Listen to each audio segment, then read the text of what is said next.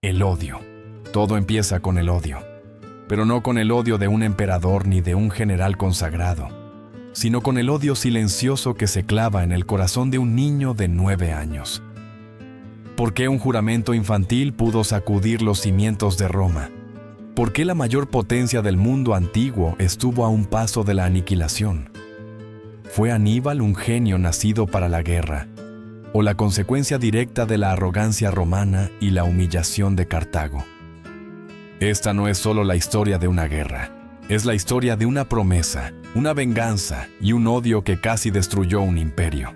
La derrota no siempre nace en el campo de batalla, a veces nace en el orgullo. Amílcar Barca, uno de los mayores genios militares de Cartago, no fue humillado por las legiones romanas, sino por los políticos de su propia ciudad.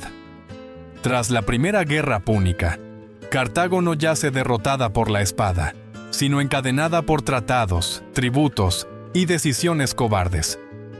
Roma vence, pero no aplasta. Obliga a Cartago a arrodillarse lentamente, año tras año, moneda tras moneda. Amílcar observa ese sometimiento con una furia contenida. Ve a su ciudad pagar por una guerra que él no perdió en el campo, sino en el Senado. Ve cómo Roma no solo gana territorios, sino que impone humillación. Y en ese clima de derrota moral, Amílcar toma una decisión que cambiará la historia. Lleva a su hijo Aníbal, un niño de apenas 9 años, a un templo oscuro. Allí, frente al fuego del altar, no le habla de dioses ni de sacrificios. Le habla de Roma, le habla del enemigo y le exige un juramento de sangre. Mientras viva, Aníbal jamás será amigo de Roma. No es una promesa simbólica, es una condena. Ese niño no jura fidelidad a una divinidad, sino a un destino. Desde ese instante, la infancia termina. Aníbal no crece como otros niños, crece con una idea fija, con un nombre grabado en la mente, con un enemigo que define su identidad. El odio no lo consume de golpe, lo moldea lentamente. Cada día, cada amanecer, ese juramento permanece intacto. Amílcar sabe que Cartago es débil. Sabe que su senado es un nido de comerciantes temerosos, incapaces de sostener una guerra total. Por eso abandona la política y se lleva a su ejército. Se marcha a Iberia, lejos de los cobardes, para construir algo nuevo. No un territorio más, sino un imperio personal. Una base de poder, plata, hombres y lealtad. Un arma apuntando directamente al corazón de Roma.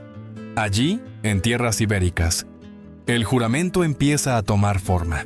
Iberia no es un refugio, es una apuesta. Lejos de Cartago, lejos de su senado paralizado por el miedo, Amílcar Barca construye algo que la República Romana aún no puede ver.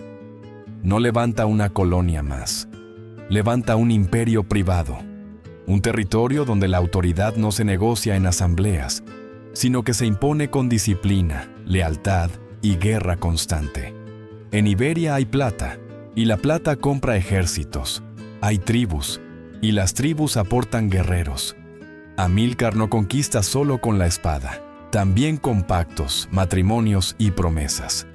Cada mina abierta, cada ciudad sometida, cada mercenario reclutado, es un paso más hacia el juramento que su hijo lleva grabado desde la infancia. Iberia se convierte en la forja de un arma que algún día apuntará directamente a Roma. Aníbal crece en ese entorno. No aprende política, aprende campaña. No conoce palacios, conoce tiendas de campaña. Vive entre soldados, duerme junto a hombres endurecidos por la guerra y aprende a mandar antes de aprender a obedecer.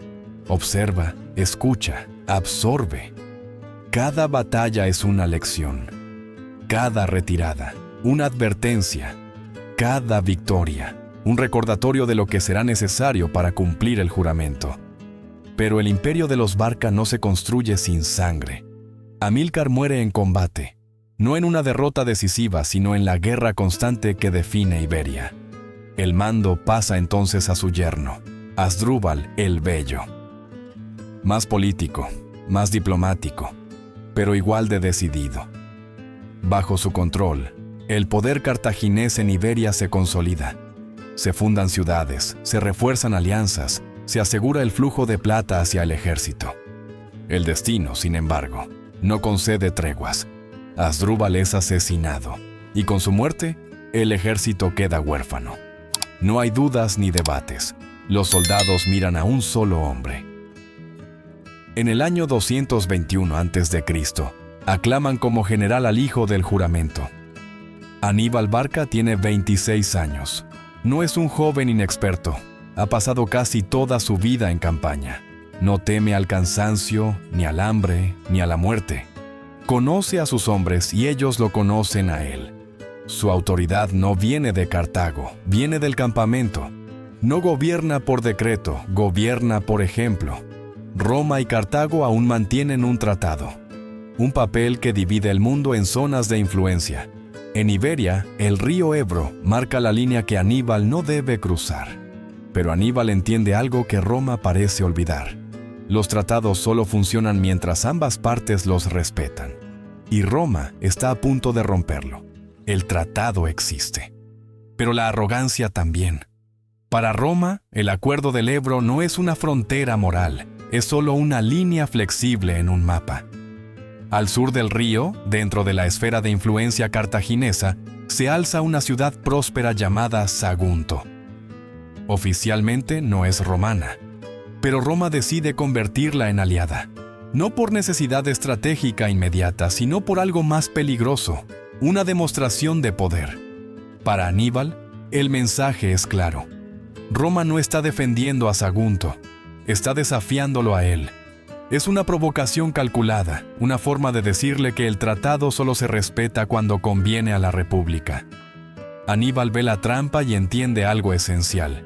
Si espera, Roma avanzará un paso más. Si se defiende, Roma dictará las reglas. Si quiere cumplir el juramento, debe atacar. Aníbal hará esperado este momento toda su vida. Necesita una excusa, y si Roma no se la da, la creará. En el año 219 a.C., pone sitio a Sagunto. No es un error, no es un arrebato. Es una decisión consciente, deliberada, irreversible. Aníbal sabe exactamente qué está desatando. Durante 8 meses, Sagunto resiste. 8 meses de asedio, hambre y desesperación. Y durante esos mismos 8 meses, Roma no actúa. No envía legiones, no rompe el cerco. Solo envía protestas diplomáticas, cartas y amenazas vacías. Roma observa, espera, calcula. Pero cada día que pasa sin intervenir es una confirmación para Aníbal. Roma no quiere evitar la guerra, quiere justificarla. Cuando Sagunto finalmente cae, la máscara romana se rompe, la República despierta. Envía embajadores a Cartago con una exigencia simple y brutal. Entreguen a Aníbal Barca, o habrá guerra. No es una negociación, es una orden. El Senado cartaginés entra en pánico. Entregar a su general más brillante significaría perder Iberia y aceptar públicamente que Cartago vive sometida a Roma. Negarse significaría una guerra total contra la mayor potencia militar del mundo. La duda paraliza a los políticos, pero Aníbal ya ha ganado sin combatir. Ha colocado al Senado en una esquina. Declarar la guerra salva el honor. Entregarlo lo destruye. No hay salida. Cartago declara la guerra. La Segunda Guerra Púnica comienza oficialmente, pero en realidad empezó mucho antes, el día en que un niño juró odio eterno frente a un altar. Roma moviliza sus legiones convencida de que el conflicto será corto y lejano.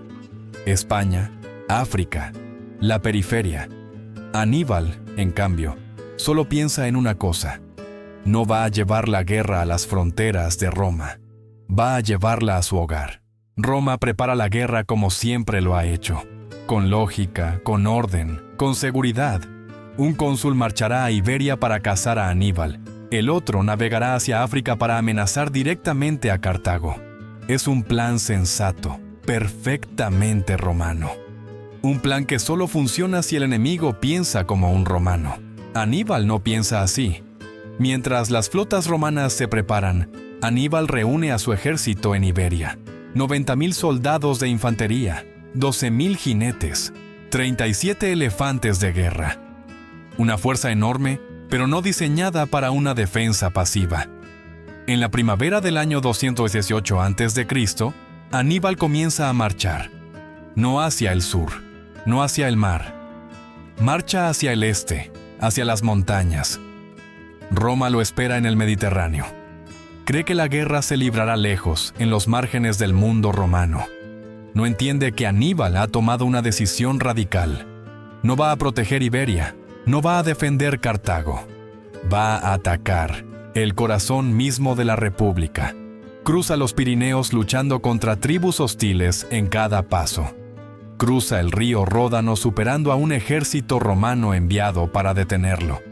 Cada kilómetro cuesta hombres, pero cada kilómetro también confirma algo inquietante. Aníbal no huye, avanza, y entonces llega el punto donde la historia deja de ser razonable. Los Alpes. No son simples montañas, son un muro de granito y hielo, un límite natural que ningún ejército ha cruzado en invierno. Cuando los informes llegan al Senado romano, se ríen. Es imposible. Ningún general en su sano juicio intentaría algo así. Ese error de cálculo le costará a Roma una cantidad de sangre que aún no puede imaginar. En noviembre, el ejército cartaginés llega al pie de los Alpes. De los hombres que partieron de Iberia, ya quedan muchos menos. 50.000 infantes, 9.000 jinetes. Hombres endurecidos por el sol de África y España, no por el frío de las alturas. Los elefantes tiemblan, no de furia, sino de un frío que no comprenden. El ascenso comienza. 15 días. 15 días que se convierten en una eternidad. No es una marcha, es una pesadilla. Caminos de 1 metro de ancho con abismos de 1000 metros. El frío quema la piel, congela los pulmones. Los hombres se sientan a descansar y nunca vuelven a levantarse.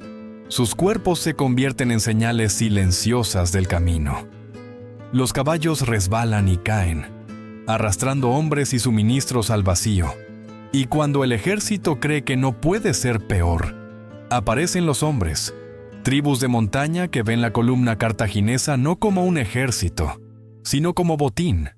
Lluvias de piedras caen desde lo alto, aplastando soldados y bestias. Aníbal lucha contra la naturaleza y contra emboscadas constantes. Una guerra en la cima del mundo. En un punto, un deslizamiento de tierra borra el camino. El ejército se detiene, congelarse o morir por la espalda. Aníbal hace lo que define a la leyenda. No habla como general, habla como uno más. Señala hacia el este, Italia, las llanuras del Po, más allá, Roma. Les dice que no están cruzando montañas. Están escalando las murallas de la ciudad eterna. Durante 4 días, sus ingenieros tallan un nuevo camino en la roca bajo fuego enemigo. Luego viene el descenso, peor que la subida. El hielo traiciona cada paso. Los hombres se atan entre sí y cuando uno cae, arrastra a 20 más. Los elefantes, enloquecidos, resbalan y se precipitan, creando bloqueos de carne y pánico. Cuando Aníbal pisa finalmente la llanura del río Po, se vuelve y observa lo que queda de su ejército. De 50.000 infantes, apenas 20.000. De 9.000 jinetes, 6.000. Ha perdido más de la mitad de su fuerza sin combatir contra una sola legión romana. Hambre, frío, ropas hechas jirones. Un ejército fantasma. Han hecho lo imposible. Ahora solo queda una pregunta. ¿Para qué? Mientras el ejército de Aníbal emerge roto pero vivo en el norte de Italia, Roma por fin reacciona. Publio Cornelio Escipión, el cónsul enviado originalmente a Iberia para cazar al cartaginés, toma una decisión inesperada. Deja a su hermano al mando en España y regresa apresuradamente a Italia para asumir el control de las legiones locales. Cree que lo que llega desde los Alpes no es una amenaza real, sino un puñado de supervivientes exhaustos. Escipión es romano hasta la médula. Valiente, confiado, convencido de que la disciplina y la masa de la legión bastarán. Los informes que escucha hablan de hambre, frío y pérdidas enormes. Un ejército diezmado no debería ser peligroso. Decide atacar antes de que Aníbal recupere el aliento. Los exploradores se encuentran cerca del río Tesino. No es una batalla formal, es una escaramuza de caballería, pero marca el primer choque directo en suelo italiano. La caballería númida de Aníbal, ligera y veloz, se enfrenta a la caballería pesada romana. Escipión lucha en primera línea como dicta la tradición. Aníbal no. Aníbal dirige. Los númidas no cargan de frente. Rodean, lanzan jabalinas, fingen retiradas, vuelven a atacar desde los flancos. Los romanos, rígidos y disciplinados, no entienden el combate. Es como luchar contra el viento. En medio del caos, una jabalina hiere gravemente a Escipión. El cónsul cae. El pánico se extiende. Se dice que su hijo, un joven de 17 años, rompe las filas y lo rescata bajo el fuego enemigo. El nombre de ese joven es Publio Cornelio Escipión, el mismo que un día será conocido como africano. Tesino no es una gran derrota militar, pero es un golpe psicológico devastador. Aníbal ha cruzado los Alpes y ha derrotado a un cónsul romano el primer día. Escipión se retira herido y humillado, comprendiendo por primera vez que no se enfrenta a un bárbaro, sino a una mente superior. El otro cónsul, Tiberio Sempronio Longo, es lo opuesto. Impulsivo, orgulloso, furioso por haber perdido la oportunidad de invadir África. Llega al norte con legiones frescas y sedientas de gloria. Desprecia la cautela de Escipión. Ve a Aníbal como un enemigo atrapado entre dos ejércitos. El invierno se acerca. Los aliados galos dudan. Aníbal sabe que necesita una victoria clara, una victoria que demuestre fuerza. El escenario se prepara junto al río Trebia en pleno diciembre del año 218 a.C. El frío es brutal. Escipión, herido, aconseja prudencia. Sempronio no escucha. Necesita una victoria inmediata.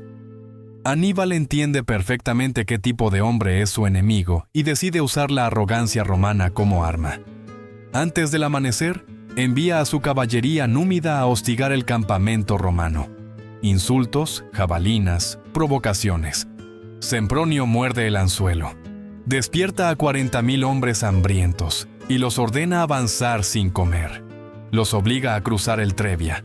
El agua helada les quema el cuerpo, empapa sus túnicas, entumece sus manos.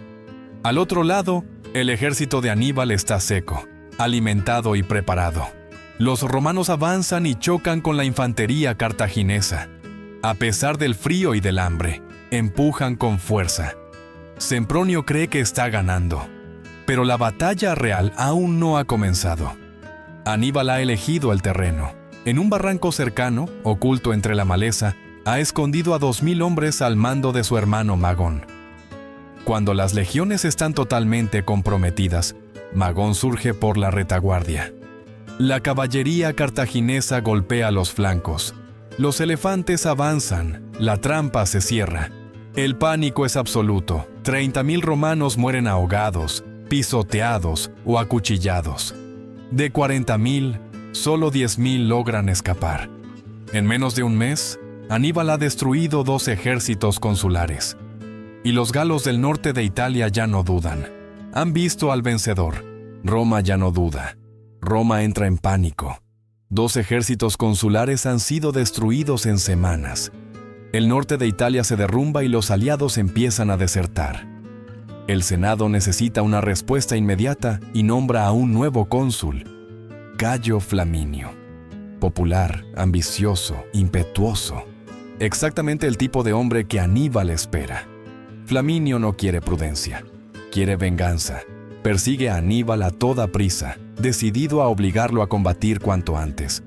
Ignora advertencias, desprecia exploradores, acelera la marcha. Cree que el cartaginés huye, que evita la batalla por debilidad. No entiende que Aníbal no huye, lo está guiando. El camino conduce hacia el lago Trasimeno, un lugar aparentemente inofensivo, un estrecho corredor entre el agua y las colinas. Al amanecer, una niebla espesa cubre todo. La visibilidad es mínima. Para un general romano disciplinado, eso debería ser una señal de peligro. Para Flaminio, es una oportunidad de atrapar al enemigo desprevenido. Aníbal ha llegado antes. Durante la noche, coloca su ejército con precisión quirúrgica. La infantería pesada se oculta en las colinas. La caballería se despliega en los flancos. Los galos, sedientos de sangre, esperan en silencio. El lago cierra la trampa por un lado, las colinas por el otro. El camino es un cuello de botella. No hay salida. Al amanecer, las legiones romanas entran en el corredor sin saberlo. No hay formaciones de combate. Marchan en columna, relajadas, convencidas de que el enemigo está delante, no alrededor. La niebla lo envuelve todo. Y entonces, el mundo explota. El ataque no viene de frente, viene de todas partes. Gritos desde las colinas, cargas de caballería desde los flancos, infantería cayendo sobre los romanos como una avalancha. Las legiones no tienen tiempo de formar, no hay órdenes claras, no hay espacio. Los hombres chocan entre sí, empujados hacia el lago. Flaminio intenta reagrupar, pero es inútil. No ve al enemigo, no ve a sus propias tropas, solo oye el caos. En medio de la confusión es rodeado y muerto. El cónsul romano cae sin siquiera comprender la magnitud de la emboscada. La batalla dura apenas unas horas. No es un enfrentamiento, es una ejecución. 15.000 romanos mueren en el acto. Miles más se ahogan en el lago, aplastados por sus propios compañeros mientras intentan escapar. Otros tantos son capturados. Aníbal pierde muy pocos hombres. Ha destruido un ejército entero sin darle la oportunidad de luchar. Roma recibe la noticia como un golpe directo al corazón. 3 ejércitos consulares han sido aniquilados. Un cónsul muerto. Italia ardiendo. Por primera vez en siglos, la República teme por su supervivencia. El Senado toma una decisión desesperada. Suspende las normas, nombran a un dictador. Quinto Fabio Máximo. Roma ha aprendido, demasiado tarde, que enfrentarse a Aníbal en campo abierto es suicida. Ahora intentará algo distinto, algo que va contra su propia naturaleza, no combatir. Quinto, Fabio Máximo no llega con promesas de gloria, llega con miedo. Roma lo nombra dictador porque ya no sabe qué hacer. 3 ejércitos destruidos, un cónsul muerto, Italia en llamas. Fabio entiende algo que los demás se niegan a aceptar. Aníbal no puede ser derrotado como cualquier otro enemigo. Enfrentarlo en campo abierto es regalarle otra victoria. Su estrategia es simple y humillante para el orgullo romano. No luchar. Fabio sigue a Aníbal a distancia, como una sombra. Bloquea caminos, quema cosechas, evacúa aldeas. Evita la batalla a toda costa. Deja que el cartaginés avance, pero sin suministros, sin aliados estables, sin una victoria decisiva que haga caer a Roma por el pánico. Aníbal provoca, devasta campos, incendia villas, desafía a Fabio a combatir, lo llama cobarde. Sus soldados exigen batalla, nada funciona. Fabio no muerde el anzuelo, prefiere ser insultado antes que destruido. Prefiere perder popularidad antes que perder la República. Roma, sin embargo, no entiende la paciencia. El pueblo lo odia. El Senado murmura, los aliados dudan. Cada día sin batalla parece una derrota. Fabio es apodado Cunctator, el que retrasa.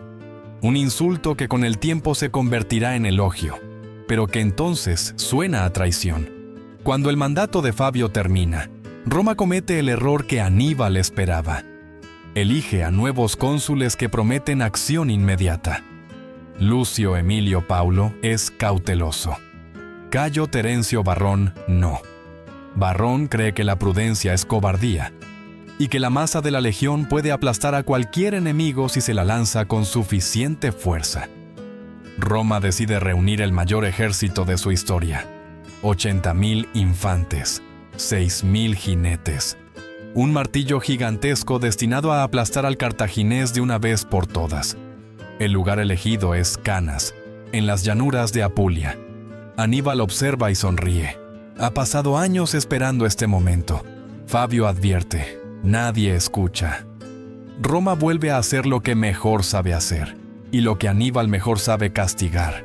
La batalla que se acerca no será solo una derrota, será el día más negro de la historia de Roma. El amanecer del 2 de agosto del año 216 a.C. encuentra a Roma confiada. Nunca antes la República ha reunido una fuerza semejante.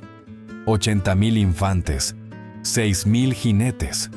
Una marea humana convencida de que la victoria llegará por aplastamiento. Cayo Terencio Varrón, cónsul del día, cree que la superioridad numérica lo resolverá todo. Lucio Emilio Paulo duda, pero la maquinaria ya está en marcha. Aníbal observa el despliegue romano con calma. No se intimida. Su ejército es menor, heterogéneo, inferior en número. Pero conoce algo que Roma ha olvidado. La guerra no se decide por cantidad, sino por control. Elige el terreno con precisión. Una llanura abierta, polvo levantado por el viento, el sol castigando de frente a los romanos. Cada detalle cuenta. El centro cartaginés avanza primero. No es una línea recta, es un arco. Deliberadamente débil, deliberadamente expuesto. Los romanos lo ven retroceder y creen que el enemigo cede. Varrón ordena empujar con todo el peso del centro. La masa romana avanza compacta, profunda, convencida de que romperá la línea y decidirá la batalla en minutos. Eso es exactamente lo que Aníbal quiere. Mientras el centro cartaginés se pliega lentamente, sin romperse, las alas permanecen firmes. A la izquierda, la caballería pesada hispanogala choca y destroza a la caballería romana. A la derecha, los númidas fijan al enemigo con maniobras constantes. En poco tiempo, la caballería romana desaparece del campo. Roma no lo ve. Está demasiado concentrada en empujar hacia adelante. El centro romano avanza más y más, comprimiéndose. Los hombres ya no pueden maniobrar. Apenas pueden levantar el brazo para golpear. La victoria que creen cercana es, en realidad, una trampa que se cierra. Entonces, ocurre. Las alas cartaginesas giran hacia adentro. No es una retirada, es un abrazo mortal. La infantería africana, hasta ahora contenida, ataca los flancos romanos con disciplina implacable. La caballería de Aníbal, libre tras destruir a su oponente, regresa por la retaguardia. En minutos, el mayor ejército romano de la historia queda completamente rodeado, sin escape, sin espacio, sin aire. Lo que sigue no es una batalla, es una matanza. Los romanos mueren de pie, aplastados por sus propios compañeros, incapaces de huir. Los oficiales caen uno tras otro. Emilio Paulo muere combatiendo. Varrón huye con unos pocos supervivientes. El polvo, el sudor y la sangre convierten la llanura en un infierno. Durante horas, los cartagineses avanzan paso a paso, reduciendo el círculo, matando sin piedad. Al caer la noche, el silencio lo cubre todo. Entre 50 y 70.000 romanos yacen muertos. Senadores, cónsules, tribunos, ciudadanos. La élite de Roma ha sido exterminada en un solo día. Es la peor derrota de su historia. Un golpe tan brutal que muchas ciudades italianas cambian de bando. Capua abre sus puertas a Aníbal. El sur de Italia se tambalea. Roma queda paralizada. No hay celebraciones. No hay discursos, solo luto. Se sacrifican animales, se consultan oráculos. Por primera vez se considera negociar. Por primera vez Roma teme desaparecer. Aníbal ha ganado la batalla perfecta, pero la guerra aún no ha terminado. No marcha sobre Roma, no puede.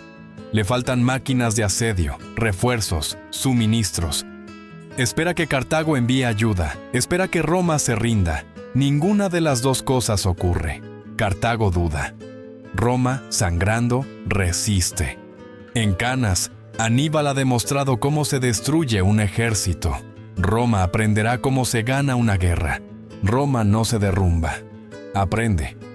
Tras Canas, la República hace algo que ningún enemigo esperaba.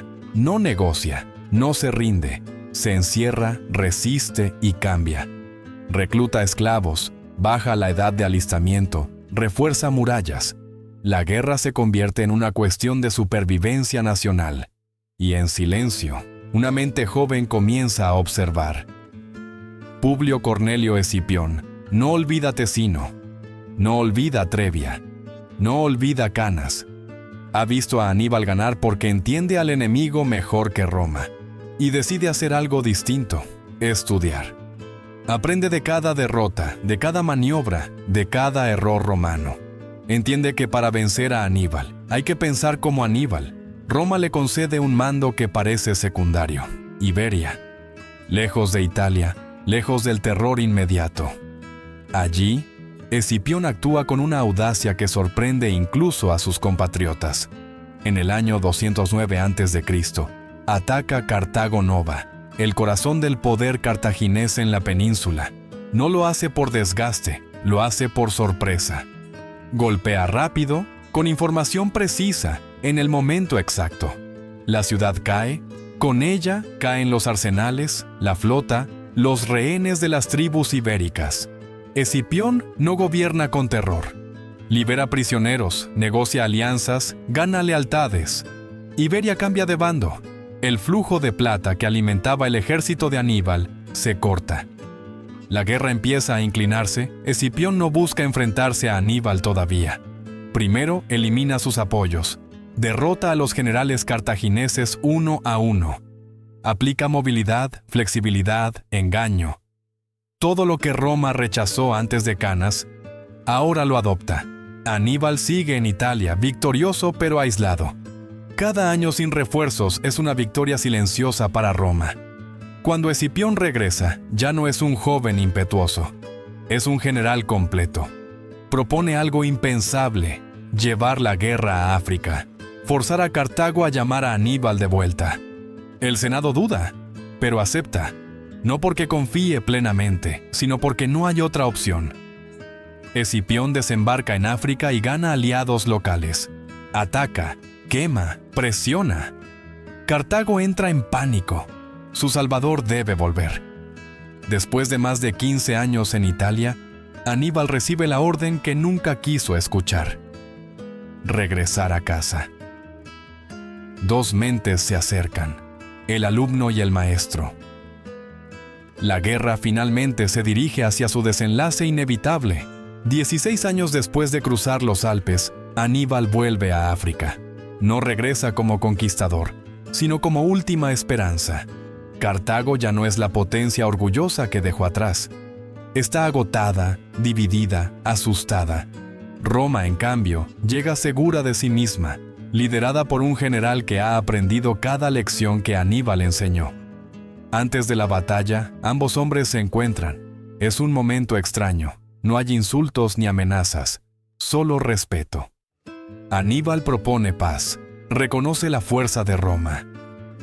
Escipión escucha, pero sabe que ya es demasiado tarde. La guerra no puede terminar sin una victoria absoluta. El choque tiene lugar cerca de Sama, en el año 202 a.C. Aníbal organiza su ejército en líneas sucesivas, intentando repetir viejas fórmulas. Escipión prepara algo nuevo. Los elefantes cartagineses avanzan primero, como siempre, pero esta vez no provocan pánico. Escipión ha abierto corredores en sus filas. Las trompetas suenan. Los elefantes, desorientados, atraviesan los huecos sin causar estragos, o se giran contra sus propias tropas. La caballería númida, antaño aliada de Aníbal, ahora combate a su favor. Escipión ha ganado a Masinisa. La superioridad romana en caballería se impone rápidamente. Aníbal resiste con disciplina, pero la situación es distinta. No tiene reservas infinitas, no tiene refuerzos ocultos. Cuando la infantería romana y cartaginesa choca, la lucha es feroz. Aníbal reorganiza, repliega, resiste. Por un momento parece que el genio vuelve a inclinar la balanza. Pero entonces, como en Canas, la caballería aparece por la retaguardia. Esta vez no es cartaginesa, es romana. La trampa se cierra sobre Aníbal. El maestro cae víctima de su propia lección. La batalla termina. Cartago es derrotada. Aníbal huye. La Segunda Guerra Púnica ha terminado. Roma no solo ha vencido, ha aprendido. Ha sobrevivido al mayor desafío de su historia y ha salido transformada. Para Aníbal, el juramento sigue vivo, pero el destino ha cambiado. No muere en el campo de batalla. Vive exiliado, perseguido, siempre temido, siempre respetado, siempre solo. La guerra termina, pero las consecuencias permanecen. Cartago no es destruida ese día, pero queda condenada. Pierde su ejército, su flota, su independencia política. Se le prohíbe hacer la guerra sin permiso romano. Paga indemnizaciones que la ahogan durante generaciones. Ya no es una potencia, es una sombra vigilada. Roma, en cambio, sale cambiada para siempre. Ha estado al borde del abismo y ha sobrevivido. Ha aprendido a adaptarse, a pensar, a esperar. La república que emerge tras Aníbal es más dura, más pragmática, más implacable. Ya no solo domina Italia, está destinada a dominar el mundo mediterráneo. Aníbal Barca vive para ver esa transformación. Se convierte en un fugitivo eterno, cambiando de corte en corte, siempre un paso por delante de Roma. No porque tenga un ejército, sino porque incluso derrotado, sigue siendo temido. Los romanos nunca olvidan su nombre, nunca lo perdonan. Cuando finalmente entiende que no hay huida posible, Aníbal toma la última decisión de su vida. Prefiere morir libre antes que desfilar como trofeo en Roma. Con su muerte, el juramento termina como empezó, por voluntad propia. Un niño juró odio frente a un altar. Un hombre hizo temblar a una civilización entera. Roma sobrevivió, pero jamás volvió a ser la misma. Porque algunas victorias cuestan más que una derrota. Y algunos enemigos, incluso vencidos, nunca desaparecen del todo.